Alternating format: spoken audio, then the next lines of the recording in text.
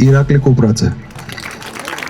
გამარჯობა, მოგესალმებით. ჩვენ წარვადგინეთ რამდენიმე მნიშვნელოვანი იდეა. ერთ-ერთი არის უფასო კვება სკოლებში. სოციალური ქსელი, სადაც ეს ინფორმაცია გამოვაქვეყნეთ, გადაივსო უამრავი მოსწავლის წერილებით.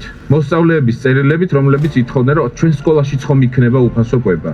დღეს, სადაც ყოველი მეოთხე ბავშვი საჯარო სკოლაში შიმშილობს, კიდევ ერთხელ გვარწმუნებს, რომ ეს იდეა და ეს საქმე არის აუცილებელი და ეროვნული საქმე, რაც ეხება თბილისის საჯარო სკოლებში უფასო კვების შემოტანას, რასაც ჩვენ აუცილებლად თქვენთან ერთად გავაკეთებთ. დღეს დილით ძალიან მარტივი ექსპერიმენტი ჩავატარეთ. შევედი აფთიაქში, შევიტანე 10 მედიკამენტის ჩამონათვალი.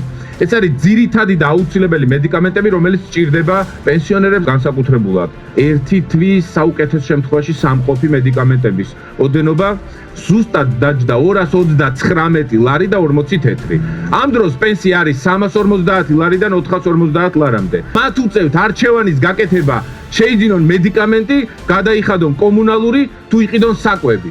ეს არის პრინციპის საკითხი, მორალის საკითხი. ყველა ქალაქს თბილისთან ერთად კონდეს უფასო კვება სკოლებში და ყველა ქალაქში მერიამ აიღოს პასუხისმგებლობა ხანდაზმულებზე უფასო მედიკამენტების შესახებ. მინდა ახლა წარმოგიდგინოთ ადამიანი, რომელიც ყოველთვის დგას წინა ველზე ბარიკადებზე.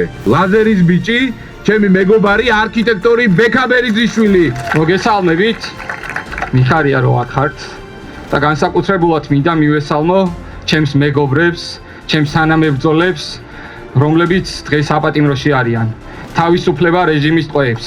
ჩვენ დავიბრუნებთ ჩვენ ქალაქს, ჩვენ დავდებთ უკეთეს საქართველოს. თბილისი გახდება ევროპული ტიპის ქალაქი. არ დათმოთ თქვენი ქალაქი.